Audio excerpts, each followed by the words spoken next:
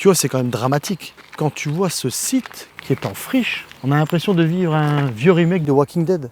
Ici, on est sur le site Le Vert. C'est une ancienne savonnerie. C'est un terrain squatté, les gens viennent jeter leurs déchets. La mairie et puis la MEL aussi sont intervenus pour essayer d'empêcher les gens d'accéder, parce que c'est dangereux aussi. Donc la MEL, elle serait intéressée pour acquérir le site sur 11 hectares et demi. L'idée pour la MEL, ce serait de faire une chaudière biomasse. En gros, c'est une chaudière qui fonctionnerait avec du bois. Là, ce serait avec des déchets de bois. À Aubourdin, comme c'est une ville qui est au départ industriel, la ville est surconstruite sur elle-même. Ça, c'est vrai, mais elle a tendance aussi à se bétoniser. Donc on perd tous ces espaces verts. Alors c'est sûr qu'aujourd'hui, par contre, le site appartient à l'État. Je pense que s'il devrait y avoir un acquéreur, ça devrait être la ville de Bourdin. Parce qu'on a une possibilité énorme. On pourrait aménager ça avec une guinguette en bord de Dole. On pourrait faire des espaces sportifs, des endroits un petit peu sauvages pour pouvoir se promener en famille, sécurisés. Dans beaucoup de communes, on retrouve des petits espaces où on peut aller se promener. Aujourd'hui, Aubourdin a l'occasion de pouvoir faire quelque chose d'unique. La transition énergétique, c'est important. Mais est-ce qu'une chaudière biomasse, c'est ce que les Aubourdinois attendent? Vous prenez Vambrechy, Comines par exemple aussi. Ils ont su exploiter le fait d'avoir de l'eau aux abords comme ça de leur ville.